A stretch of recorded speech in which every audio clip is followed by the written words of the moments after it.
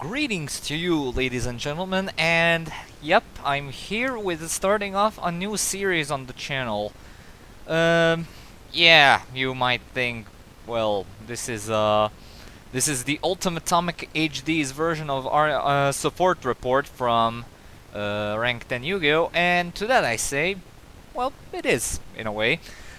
Yeah, if you watch Rank 10 Yu-Gi-Oh, you probably watch me as well, since I have a whole lot more archetypes on reviewed than Rank 10 Yu-Gi-Oh, despite him having more subscribers than me. But anyway, I'm skimming off topic. Basically, you know the drill if you actually seen or watched the support report. Basically, this series revolves around reviewing, well, very short reviews of additional supports to the archetypes I've already covered on my main review channel, that being our main review series, I should say, that being, of course, archetype analysis. So yeah, welcome to Archetype Rematch, everyone. So yeah, I've decided to do these in a compilation of 60 cards, max, where I tend to mash together various archetypes that got support since the original video in which they were reviewed, and basically tell you what I think of them and how they affect the archetype in do they affect the archetype's values and meta relevance at all.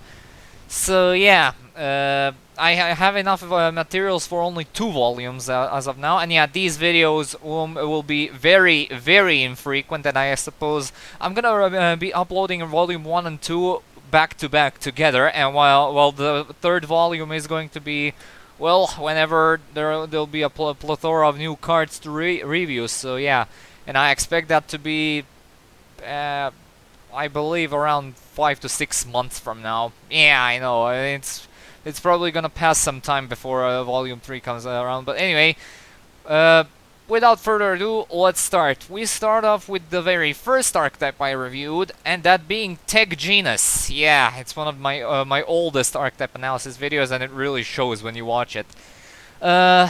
These are actually one of the most plentiful supports that I've found for this volume.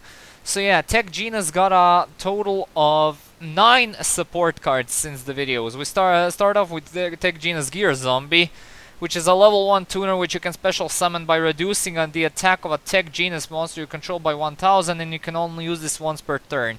I would usually say that you run 3 of these because it's easy and simple materials, but the problem lies in the fact that most Tech Genus monsters actually don't have over 1000 attack points, so this thing basically is a 1 or 2 off at most, because most relevant Tech Genus monsters, the main deck ones, which you probably want to use this effect most often on, usually have below 1000 or below 900 attack points. So yeah, the only relevant targets I can think of, other than the extra deck monsters, are Warwolf, Rush Rhino, and 2 of their new support cards, which we'll get into right now. But other than that, they're pretty much stale, and not to mention, yeah, Warwolf is a 3-off in Tech Genus builds, but other monsters aren't so lucky, so yeah.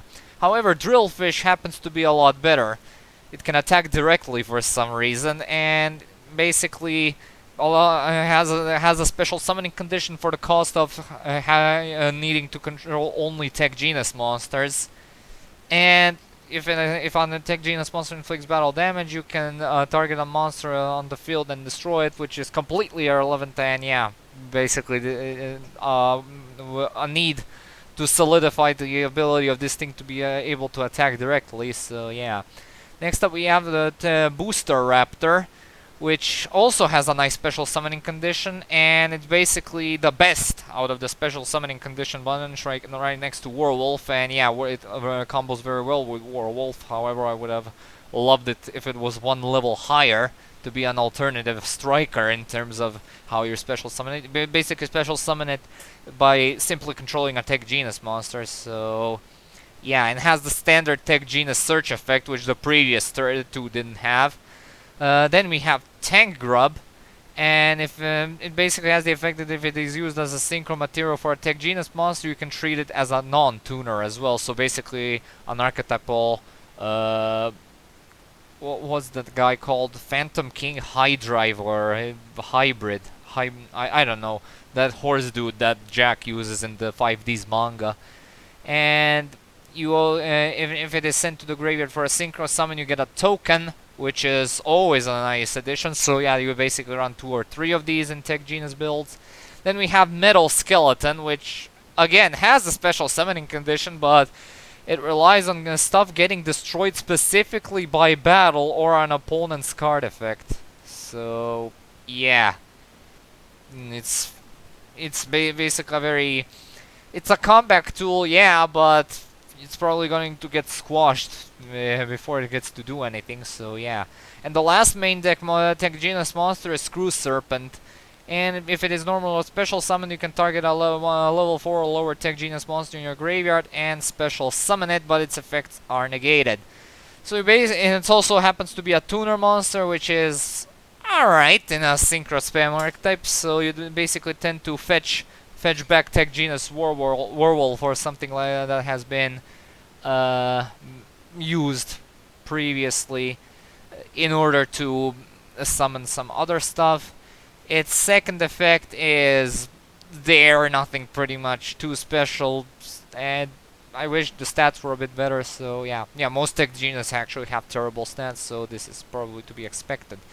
Next up we actually have a bit of an oddball, that being their only synchro monster they got, that being Tech Genus Star Guardian, which is a level 5 synchro tuner with 100 attack and 2200 defense, and requires a tuner and one or more non-tuner Tech Genus monsters. And it's fine. I mean, it has the standard synchro tuner special summoning effect, well, synchro summoning effect I should say.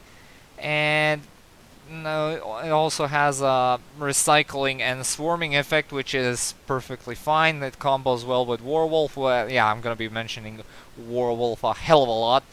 If you choose to run it, it's fine. The Wonder Magician is still it's still an okay card. I still see her being ran in basically. I actually saw her in World Chalice decks of all things, which I didn't think I'll ever see. It's basically ran as a alternative level 5 synchro monster needed for popping back row and basically giving a free card when it dies or when it is used as a synchro material. So no, not synchro material, link material. What am I saying? And yeah, speaking of links, now we have Tech Genus Trident Launcher, the archetypal link monster. Points bottom left, bottom right, and down. Requires two or more effect monsters, including a Tech Genus Tuner monster, which is by far the most specific special summoning condition I've ever seen. And this thing is actually an absolute masterpiece. Not only does it massively swarm the field upon it being link summoned, and also special summons from the hand, deck, or graveyard, which is some pretty damn versatile type of summoning. But you can also, well, basically enable extra links in Tech Genus plays, providing you actually survive the turn you summon this, because, well, you're locked only into Tech Genus monsters for the rest of the turn. So you most likely tend to summon, you most likely use this in order to turbo out Halberd Cannon, which has been made significantly easier with the existence of this. You basically you can basically summon this without using your normal summon. You get all of those 3 monsters back. Well, additional copies of them, that is, including stuff like Werewolf. And yeah, if you have 3 Werewolves in your hand when you summon this, you are fucking blessed. Sorry for the language. And yeah, basically, on a good day, this usually means Halberd Cannon on turn 1. So, yeah. Lastly, there is the Sonic Stun, the trap card, which allows you to basically negate an attack and special summon a Tech Genus or special summon one Tech Genus monster or one level 4 or lower tuner from your hand or deck. The funny thing about this thing is you can special summon any Tech Genus monster or any level 4 or lower tuner monster from your hand or deck, which actually opens up some splashability in terms of what you can actually use in Tech Genus as tech choices. And what can combo, of course, with Warwolf, since, you know, he's on the picture again. And he's one of the better Tech Genus monsters. And that was it for the Tech Genus archetype. It's pretty fine. It isn't that meta relevant, like somebody expected it to be upon looking at Trident launcher for the first time. But it's still a very formidable archetype. We're building the decks around. It kept its synchro spirit alive by utilizing the archetype's easily special summonable monsters in form of Warwolf and maybe Gear Zombie or Booster Raptor and 10 grubs. So yeah. Next up we go on to PREDAPLANT, another archetype that I reviewed in the very early stages of this. I believe that the Tech Genus and the PREDAPLANT videos came back to back together, so yeah. I won't be talking about the Dracostapelia, Banksia Ogre, and Predaplast because those cards actually did exist at the time of the video's creation. I just forgot to include them, so everything else is eligible. We start off with a Pendulum monster of all things, and after researching it, this is actually a manga card used by Yuri. And it's PREDAPLANT Spider Orchid. Getting some MMI X vibes here. Anyway, it's a level 1 scale 8 monster with 0 attack and defense. Its pendulum effect is okay. It basically has no reason to exist. In fact, this thing has no reason to be a pendulum monster. But if the monster effect is pretty meh, in my opinion, because you need to wait until the end phase in order to apply it, which is one of the biggest sins you can probably make with this archetype. However, you can actually it basically allows you to set up your graveyard with plant monsters with adding no additional benefits, which is another reason why this effect is meh overall. I mean, you can set up the graveyard with stuff like, I don't know, Cordyceps, Drosophilium Hydra or something like that. It's just meh overall. What else did I say? You can also, if you happen to drew into your Darling Cobra, you can send it to the graveyard so Cordyceps can revive it later. Yeah, it has a few niche uses, but that's all they are. Niche. Anyway, next up we have the last main deck monster, that being the level 8 Predaplant Helium Phorinchus. Yeah, these tongue wrap names are really getting to me. In terms of, well, how it's supposed to function, well, it's a free material if you happen to have an opponent with a monster who has a Predator counter, which are easier to spread more than ever with the new support. So yeah, you're most likely going to be having this thing on the field, and it's allows you, and it's basically ran as an alternative target to summon Greedy Venom Fusion Dragon a lot faster, and you no longer have to resort to using the original Starving Venoms, which was probably one of the only reasons why Predaplants ever ran Malefic, Stardust Dragon, Dark Horus, or basically any dark level 8 dark or higher monsters in their deck, because the original Starving Venom is usually left as a very nice super poly target in today's format. It's very meta relevant and very splashable, and Greedy Venom is not as grand, but you can actually perform an infinite loop where Greedy Venom can revive himself with no cost, basically causing an illegal loop. So yeah, there's that option.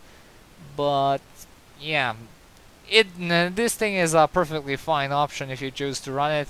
And now on to their extra deck, first of which we have the fusion monster, that being Predaplant Trifiovertum. Alright. It's a level 9, which requires 3 dark monsters on the field. but they don't have to be, but they can be tokens this time, unlike the original Starving Venom Fusion Dragon. Gains attack equal to the total original attack of all other monsters on the field with a Predator counter. Ooh.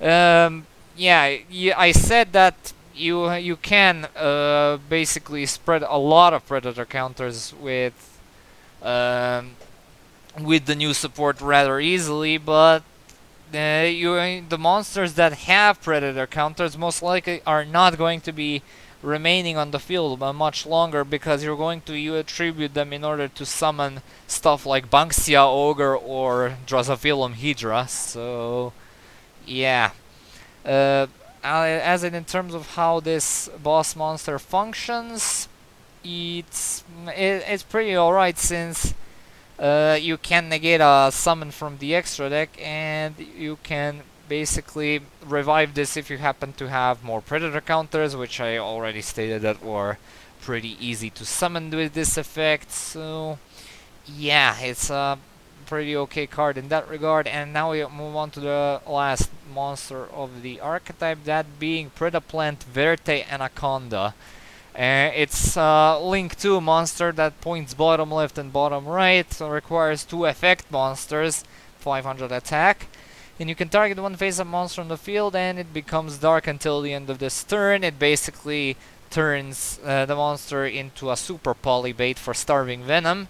And you can also pay 2000 life points, then send one polymerization, normal or quick play spell, or a fusion, a normal or quick play spell from your deck to your graveyard. And apply this effect becomes the spell's effect when the card is activated. So basically, it gives the Predaplants even more training wheels in terms of how their fusion-based OTK strategies work, since you can basically substitute this card for any fusion spell card, which is a normal or a quick play spell. Too bad it can't copy Brilliant Fusion, though that would be a bit too broken. So yeah, it's fine. It basically was intended to be this good, and intended to make Predaplants even more playable in the Link meta. So yeah. Now we move on to there are 3 super spell and trap cards. First of which is PREDAPRIME Fusion, which is one of the targets you can actually target with VERTE ANACONDA. And it basically allows you to... it's basically an archetypal super poly, which can be fetched with VERTE ANACONDA, as I said earlier. But the thing is, this basically exists in order to be fetched quicker with VERTE ANACONDA, basically turning her into another version of Tongue Trap Lizard, which already had a very good effect. So yeah. It's a fine card, but it usually is a spell garnet in your deck when you choose to run it. So watch out for the ratios in that regard.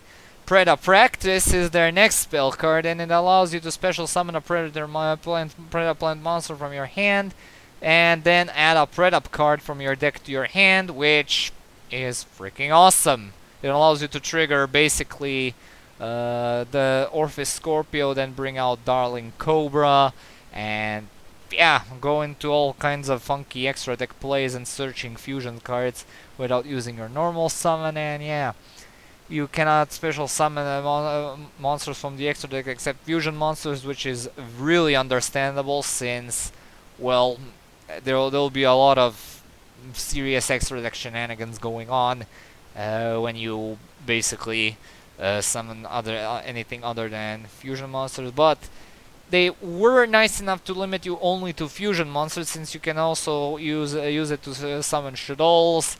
Gem Knight Seraphinite is still an option, although good luck summoning it consistently. Well, you can basically summon it very consistently in basically any deck that can that is usually built around to function with Brilliant Fusion and all that.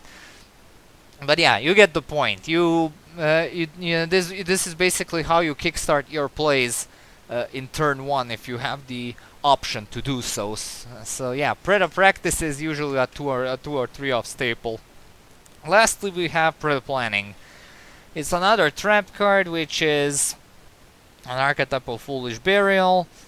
And it basically also functions like an archetype of Cloudian Squall, allowing you to activate the special summoning conditions of Drosophilum Hydra or Hydra. Yeah, I know I'm saying Hydra, or it's basically fine. I like it either way, Hydra or Hydra, but potato. And yeah, it allows you to trigger the special summoning effects of Drosophilum Hydra and what's his name, Banksia Ogre, and yeah, gives them standard PREDAPLANT level reduction and everything, and you can also use this thing's popping effect in order to pop a card from the field by banishing it from the graveyard, which is fine. So yeah, PREDAPLANTs are also okay. Kind of expected this, the support to go into the a bit more link-focused field control type of play, since Starving Venom is heavily played as a super poly target in basically 80% of the decks. So yeah. Next up we have Malefics. Yay! They got some support, some of which are even from the movie. The only card we haven't got from the movie is, I believe, Malefic Paradigm Shift, and one more Malefic card? I don't know. But anyway, first of which we have their only monster, that being Malefic Paradox Gear, which is a 3-off staple, which you usually want to run 5 if you could, but unfortunately you can't. So you run 3 of them. This thing basically kickstarts your plays. It's a machine dupe target. It basically does everything in the archetype and basically makes them really playable in the link-focused meta, which they were struggling with upon their early days of how much of their support actually got printed. Only 2 spell or trap cards, I mean 1 field spell and 1 trap card got printed, but now they had now in this support wave they got multiple cards worth of support. So yeah, one of which is Malefic Selector, which is a movie card, which allows you to banish 2 Malefic cards from your graveyard and to add from your deck from your deck to your hand 2 Malefic cards with different names from each other, and those banished cards, of course. So yeah, basically one of the better search enablers in Malefics. Malefic Divide is an okay monster reborn, and Malefic Territory gives some nice, even nicer alternatives to run Malefic World, the field spell. However, that basically causes a downside of not being able to use Truth Dragon to its fullest potential. So yeah, it's worth running, but ratios are up to you. So yeah. The last support card in the Malefic branch is Malefic Tune, which is a trap card which basically triggers off of a Malefic monster getting destroyed by battle and allowing you to draw 2 cards.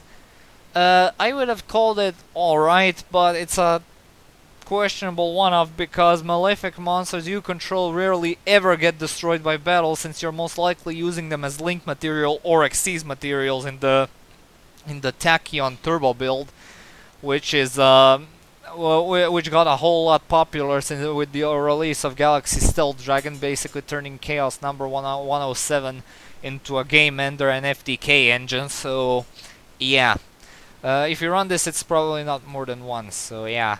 Oh, next up we have Fortune Ladies, one of my favorite archetypes to receive support, and I'm so glad they got it. And yeah, one quick digression before we get into the actual Fortune Ladies, pun absolutely freaking intended. The series of cards that also got adapted from the anime are the anime exclusive up until now, Fortune Fairies, which are the monsters that Fortune Ladies are based on. So yeah, they were basically vanilla monsters with the same levels as their respective Fortune Ladies, which basically had a few spell cards to turn them into huge attack beatsticks. Basically, they debuted in only one duel, of course, used by Carly when she was killed by Divine and then converted into a Dark Steiner, where she started using the Fortune Ladies. So yeah, let's take a look at them. Yeah, they all got their effects and basically were made to function alongside of Fortune Ladies. All of them can be special summoned from the hand if they are drawn by any means. If you happen to draw them, well, like for your normal draw phase or anything, you can straight up special summon them. However, you cannot special summon them if you start the duel with them and then you like, well, it's one of the 5 cards you draw. That obviously you can special summon them then. And yeah, all of them have the effect when they're special summoned from the hand only. So yeah, first of which we have Fortune Fairy Hikari, and her effect is that you can target a monster you control and send it to the graveyard and special summon a level 1 spellcaster monster from your deck. And each Fortune Fairy can use its effect once per turn. Then we have N, which allows you to target a set card your opponent controls and destroy it. Who allows you to target a banished spellcaster monster and add it to your hand. Sui allows you to target a face-up monster on the field and banish it until the standby phase of your next turn. Anne allows you to banish a spellcaster monster from your deck, and Chi allows both players to draw 1 card. Yeah, as it should be immediately notable with these 6 monsters, N and Who are basically just like Fire and Wind. I mean, Fire is basically in Fortune Lady decks of Fire is ran as a 1-off, and Wind is usually ran as a 2-off. While here, neither of these are particularly worth running. I mean, Who is a bit more valuable since the archetype does focus on banishing.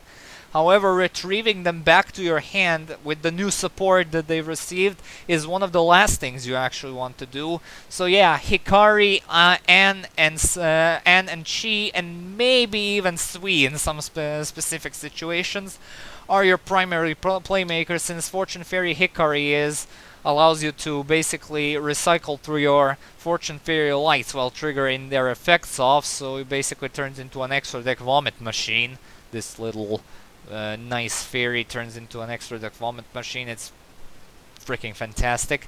Chi is ran at 2 or 3 for obvious reasons, and Anne, of course, helps you set up your plays for some of their newer support cards, and most notably Fortune Visions, which become a whole lot versatile with the release of the new support. So yeah, and also Fortune Fairies also have 3 of their spell cards, which we'll cover quickly right now. Lucky Loan allows you to target a Fortune Fairy monster you control and special summon a spellcaster monster from your hand or deck whose original level is 1 lower than that monster's. And also, you cannot normal or special summon monsters except spellcaster monsters. And yeah, it's a bit of a specific archetypal transmodify in that regard, and you basically run this if you're building a pure Fortune Fairy deck, which is possible, and it is can be somewhat decent, but yeah, you usually run this in a pure Fortune Fairy deck, not a Fortune Fairy Fortune Lady deck, which I'll get into next. Miracle Stone is a continuous spell which allows which you can only control 1 of, and all spellcaster monsters you control gain 500 attack and defense for each Fortune Fairy monster you control with different names, and once per turn when an attack is declared involving your Fortune Fairy monster, you can draw 1 card. This essentially turns your Fortune Fairies into huge beatsticks if you happen to be controlling them, because all of them have 0 attack, if you saw on the card. And of course you can also draw 1 card during the battle phase, and it's made to basically special summon another Fortune Fairy and trigger its summon effect. So yeah, the anime version was actually worse and better at the same time. It was worse because it only applied to Fortune Fairies, the attack boost. However, and also there wasn't the attack effect where you get to draw 1 card, and also there was no restriction that you can control only 1 of them, and the attack boost was at 1000. So yeah. And lastly, we have Unacceptable Result, which allows you to special summon a Fortune Fairy monster from your hand if you control a spellcaster monster. Yeah, this is a quick play, as you can see, and basically it's meant to trigger the effects of Fortune Fairies that were unfortunate enough to be to show up in your opening hand, which is, yeah, another card that is specifically designed for pure Fortune Fairy builds. So yeah. And now with that, we go on to the actual Fortune Ladies. And we start off with their only main deck monster, that being the level 1 tuner, Fortune Lady Past. It's a spellcaster, a level 1 tuner, and it has the standard Fortune Lady level attack gaining effect. This one has the same stats as Fortune Lady Light when it hits the field, and it has the effect that it allows you to to banish spellcaster monsters from your hand, field, and/or graveyard in order to increase the level or decrease the level of a spellcaster monster you control until the end of this turn by the number of monsters banished. It doesn't seem like much. Yeah, they got a synchro monster, as I alluded to it in some earlier archetype analysis videos. But yeah, this is most likely. Yeah, you can basically increase this card's level if you're looking into for some synchro plays. But most of the time you tend to set up the plays for stuff like Fortune's Future and some of their newer support cards. So yeah, you basically run 2 or 3 of these in Fortune Lady decks. And their last monster is the Synchro Monster Fortune Lady Every.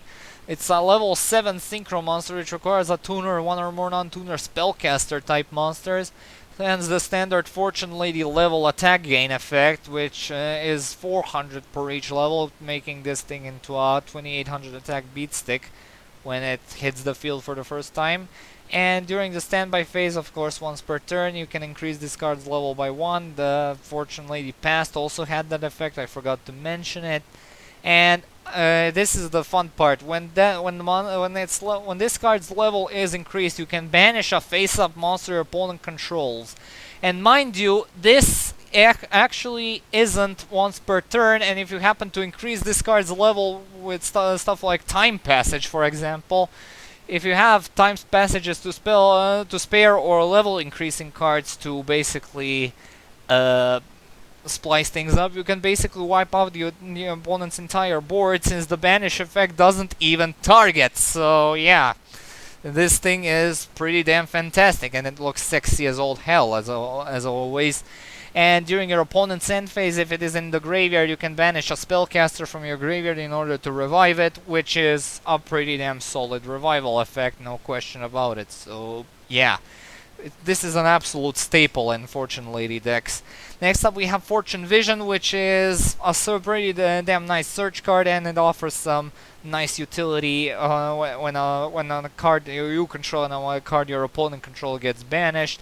It's a shame that you can only activate 1 of them per turn, while Fire Formation Tenki, for example, doesn't have such a restriction. But yeah, if you could actually activate multiples of these, you can actually get some pretty it would be pretty damn broken, and it would have seen the ban list pretty soon, since you can actually open up with multiples, search out multiples, and you can also bounce it back with stuff like Zephyros the Elite, for example, and it can cause quite a bit of extra deck shenanigans.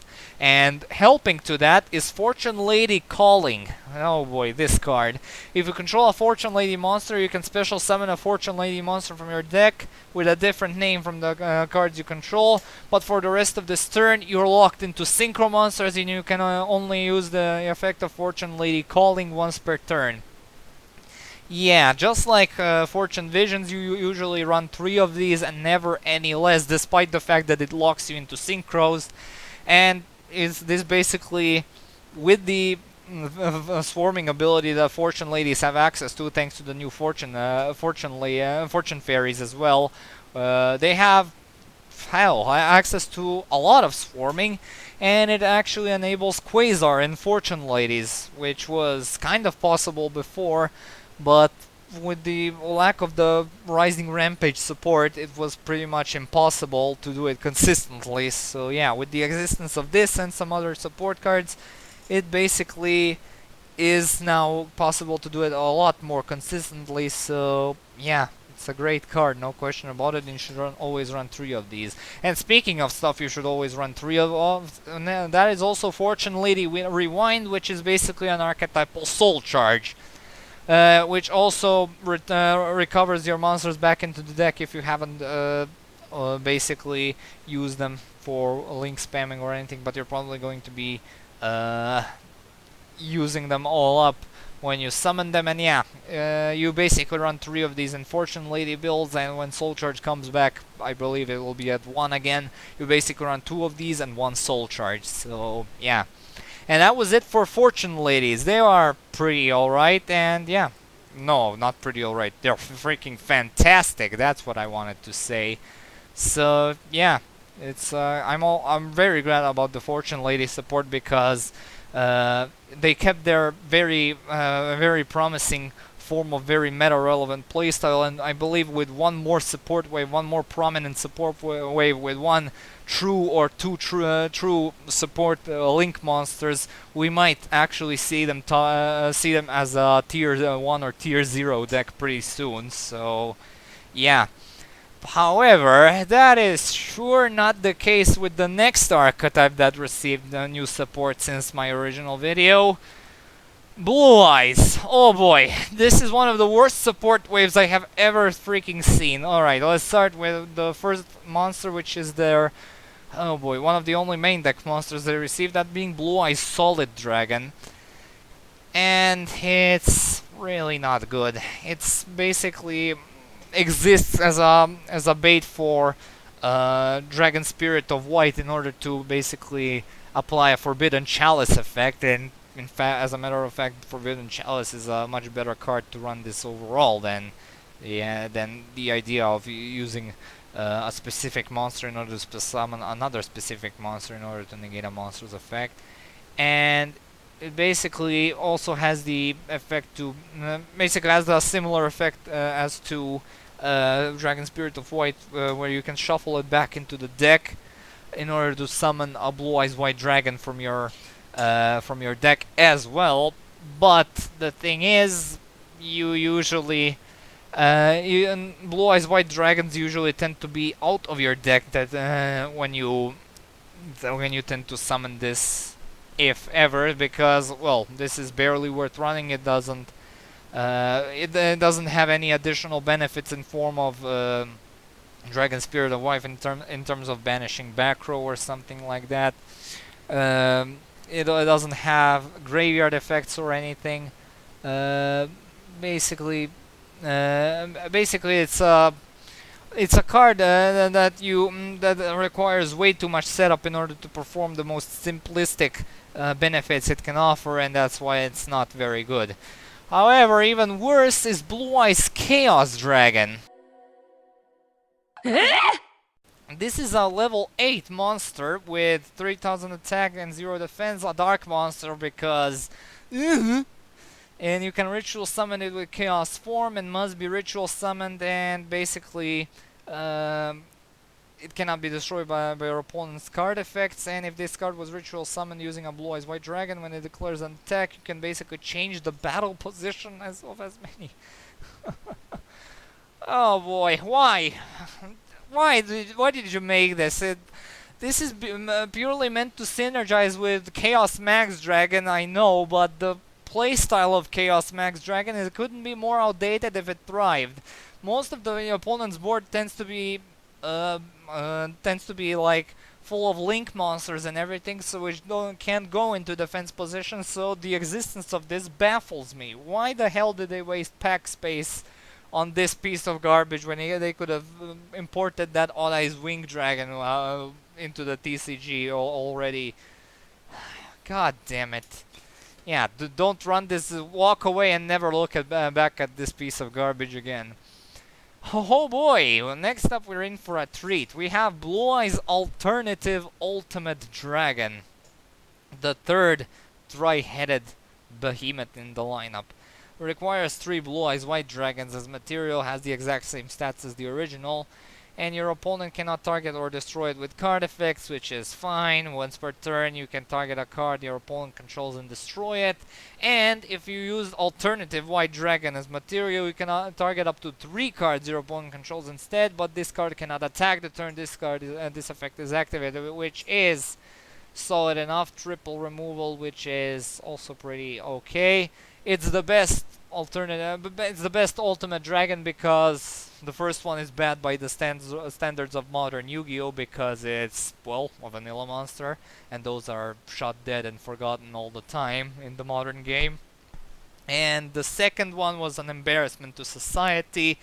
I sarcastically say, I even sarcastically pointed out how great it is, and yeah, it's basically a very disappointing card since it was hyped up for a very long time, and then we got a very disappointing effect in terms of how it functions and how it gets triggered.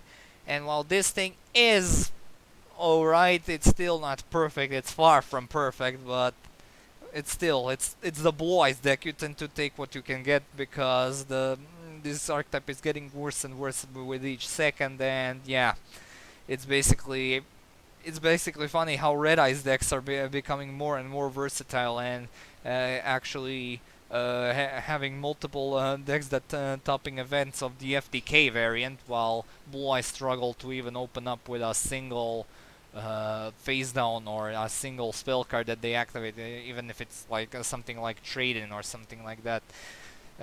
So yeah. Next, we also have three more cards in the Spell and Trap lineup. Bingo Machine Go is alright card. You basically run it because you have to, not because you'd want to. You would expect a support card of this caliber for an archetype of this caliber to be something like an archetypal Ecol or an archetypal Rhoda. But nope, it has to be an archetypal Power Tool Dragon and worse in every single way. So yeah. Next up we have the Rage with the Eyes of Blue, which is spit in the face of the entire Yu-Gi-Oh community because it goes against the every single bit of logic of modern Yu-Gi-Oh by nature. And the ultimate creature of destruction, which I made a Vine video back ages and ages ago, which is, you can watch it if you'd like. I'll maybe put a link into this video in the description of this video. But yeah, it's basically the first trap card of the Blue Eyes archetype, and it's not very good. You can make them indestructible, so to speak, for one turn, but at a price of, well, dampening the already very flimsy and weak consistency of this terrible deck.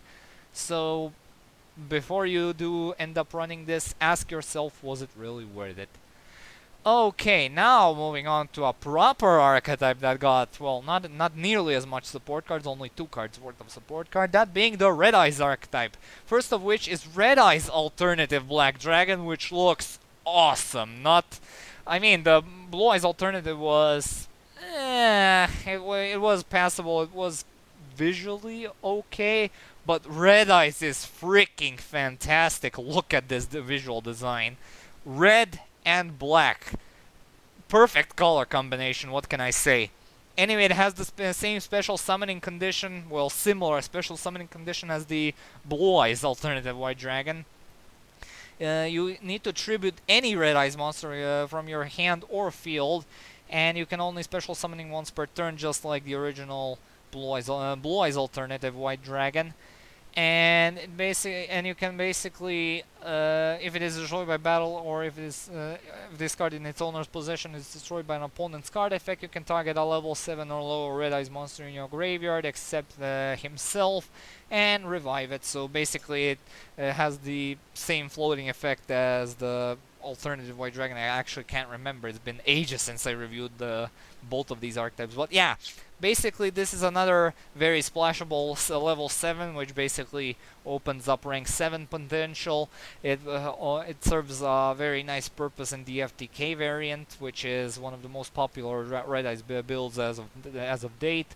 So yeah, you usually run 2 or 3 of these at all times, and yeah, great card overall.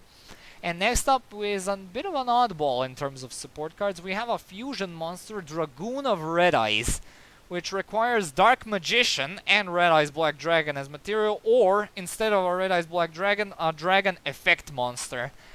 It basically also falls under the Dark Magician support wave, and I'm looking at this right now because it's more of a Red Eyes support card. It's more of a Red Eyes support card, and so I won't have to look at it in Volume 2 when I talk about Dark Magician support. Anyway, neither player can target or destroy it with card effects, and during your main phase you can destroy one monster your opponent controls, and if you do, inflict damage to your opponent equal to that monster's original attack.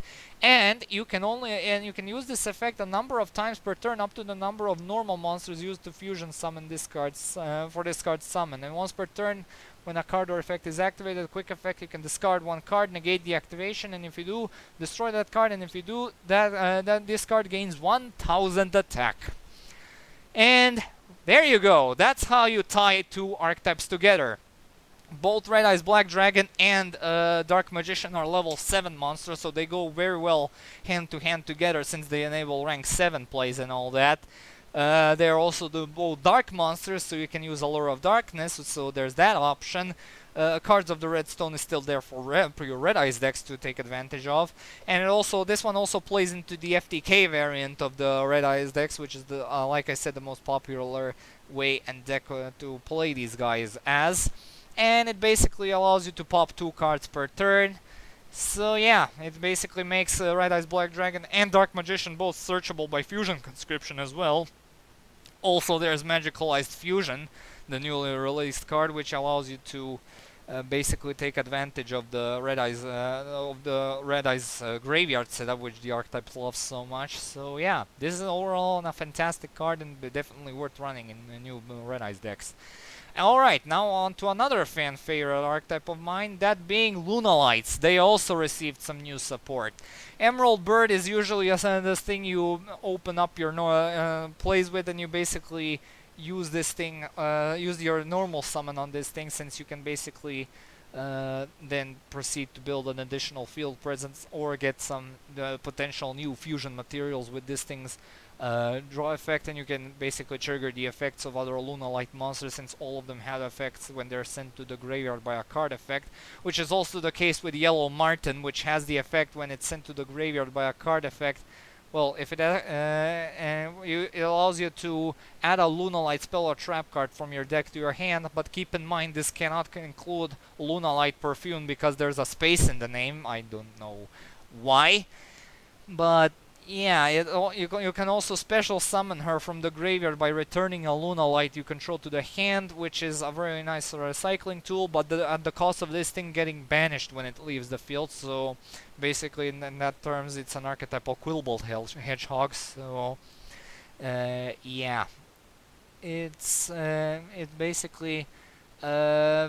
It's definitely an alright card. It's also a nice 2k wall if you happen to be bricking or you don't have a blue cat to spare to go to cycle through your deck and get some other monsters for the graveyard set. But it's a nice card. Allure of Darkness target like the entire archetype. So yeah. Then the last monster is the new fusion monster, the level 9 LUNALIGHT Saber Dancer.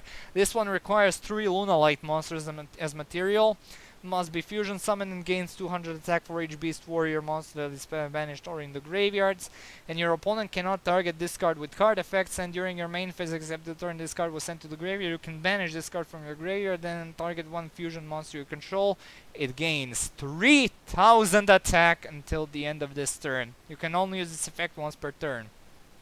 So yeah, this you usually tend to dump this thing into the graveyard with Kaleido Chick, or basically turbo this thing out, have it crash into something, or bait out something that the opponent will destroy this thing with, bring out Leo Dancer, banish this, and swing for game. Yeah, LUNALIGHTs kept their very nice playstyle intact and are basically on their way of becoming a very prominent deck, and basically they are very well combined with the new danger cards. So yeah, there's also a nice incentive to build a LUNALIGHT danger deck. There's also LUNALIGHT Zodiac deck, which is another very popular build, which I don't think I've actually mentioned it in the original LUNALIGHT review. So yeah, and last two cards we have LUNALIGHT Fusion, which is basically it's a really nice card, but I really don't think there's any incentive to run 2 or 3 of them, since Martin can search it out pretty easily, and then there's a plethora of other fusion-enabled searches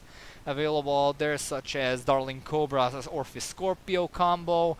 There's stuff like, I don't know, basically any Gem Knight focused fusion searching a consistency effect, which can also search this thing out. And yeah, it's a nice card, and one or two should be perfectly fine. And now lastly, there's Serenade Dance, which basically plays into the theme of super polying the opponent's field with Dark Monster, since it special summons a token to the opponent's side of the field, making it easier to go into Leo Dancer a bit easier, or any other LUNALIGHT monster which you might so desire.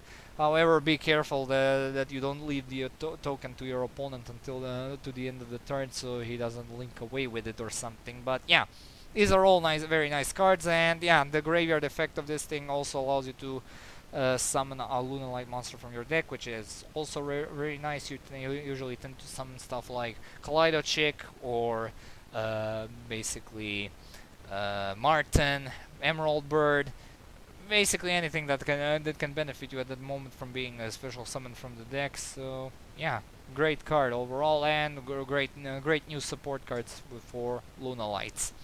And now we move on to Phantom Knights, which only received 1 card worth of support, and it just happens to be banned at the moment, which is their Link monster, Phantom Knights of Rusty Bardiche. It points bottom left, bottom right, and right, and requires 2+ dark monsters.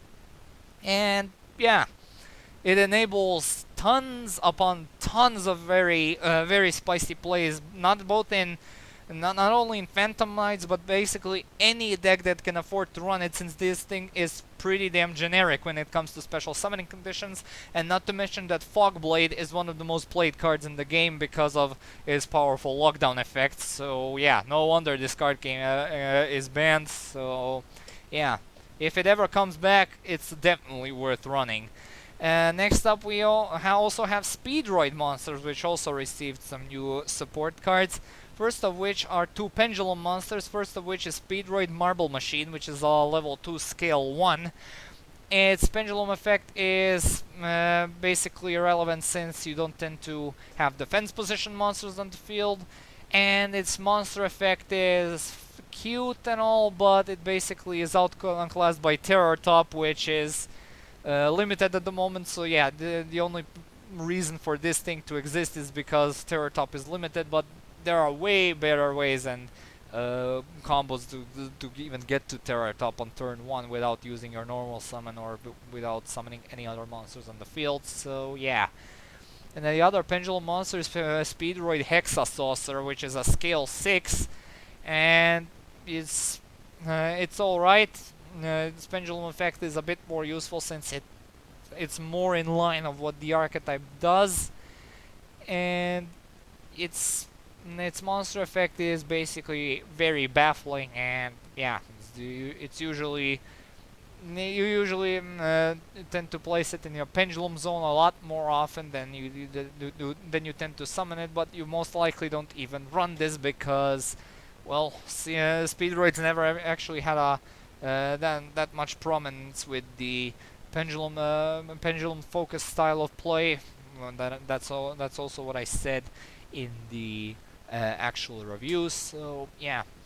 Now we move on to their Synchro Monster, their newest Synchro Monster, that being High Speedroid Kite Drake. This is a level 8 monster with 3000 attack and 2800 defense. Requires a Wind Machine tuner, 1 or more non-tuner monsters. And if it is Synchro Summon, you can activate one of these effects. You can either destroy all cards on the field and negate the effects of all face-up cards your opponent currently controls. And if this card in your possession is sent to the graveyard by an opponent's card, you can add a Speedroid monster from your deck to your hand, and you can only use each effect once per turn. you usually tend to destroy all other cards on the field, since you're probably going to be turboing this thing out on the field on turn 1 without going into any links or anything, since summoning this is pretty easy. Summon Terror Top, search out Taktomborg, special summon Taktomborg, then use Taktomborg's effect in order to summon Red-Eye Dice, or basically any tuner, you know, and then go into something like, and then go into a bit of a lower level synchro monster. No, I actually got. You get the point. You can basically turn a lot of these very easy to pull off loops that Speedroids are known for in order to shit this thing out on turn 1 and basically have a board wipe. So yeah, it's not to mention that this thing is also a 3000 attack beat stick, which is always a plus in my book. The last Speedroid card is High Speedroid Rubber Band Shooter, which is their Link monster. It requires 2 wind monsters, points bottom left and bottom right, and during your main phase you can basically have the you get an additional normal summon, and you can have special summon monster from the extra deck for the rest of the turn except synchro monsters, which is completely understandable. And you can banish a wind synchro monster from your extra deck to reveal 2 Speedroid monsters and with different names from your deck whose total level is equal to the total level of the synchro monster. Your opponent randomly picks one for you to add to your hand, and you can send the other to the graveyard.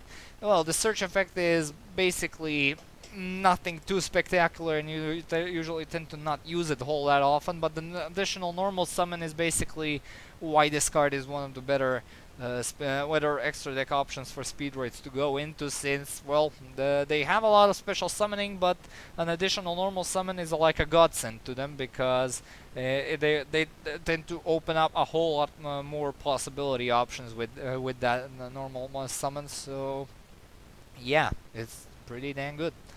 Alright, now on to the semi-final archetype which received new support, which are Cyber Angels. Yeah, remember shit talking about them? Yeah, they are much more relevant nowadays because of said new support. The only main deck monster, yeah, they hardly got their any main deck monsters which are not ritual monsters as new support, is Cyber Egg Angel.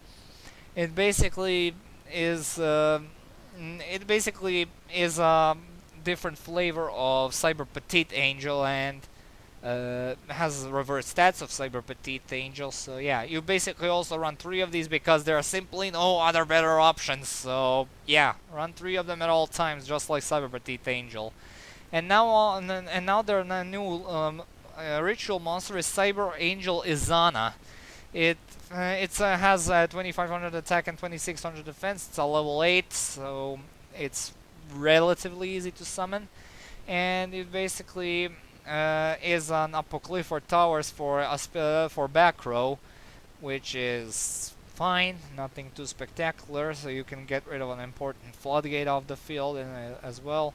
And if it destroys a monster by battle, it can attack twice. I mean, perform an additional attack, which is always a nice touch in my opinion.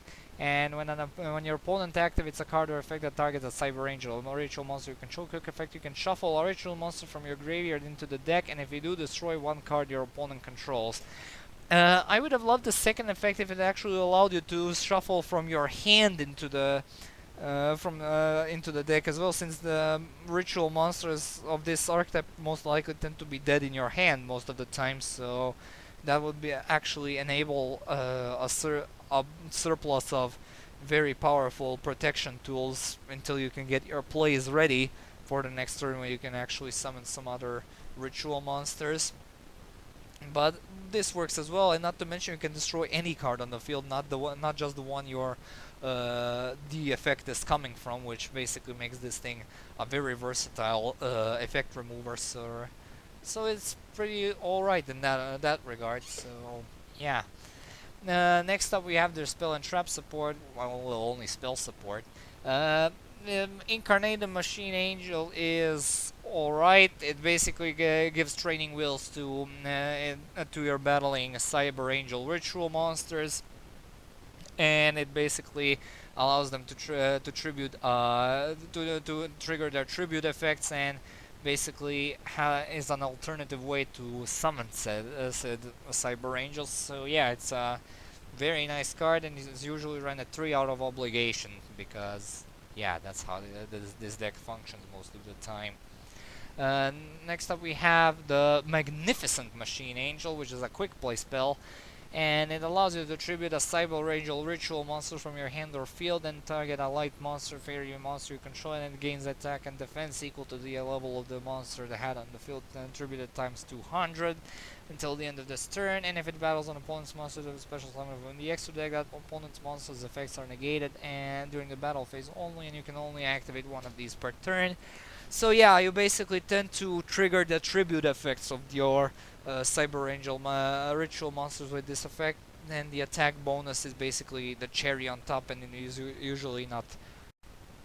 Sorry, it cut me off. It's in goddamn time limit. Anyway, I was just saying that you can actually use said effect mostly to trigger the tribute effects of your Cyber Angel monsters purely out of obligation in order to get their play extending effects, which are usually hard to pull off since this deck basically struggles with bringing out multiple ritual monsters, since most of its archetype are ritual monsters with no other additional ways to utilize said monsters, unlike Necros, who have their discard effects and can basically set themselves up by employing a deck only made of ritual monsters, which is pretty damn admirable. But yeah, it's perfectly fine to run at any ratio. It's all up to you.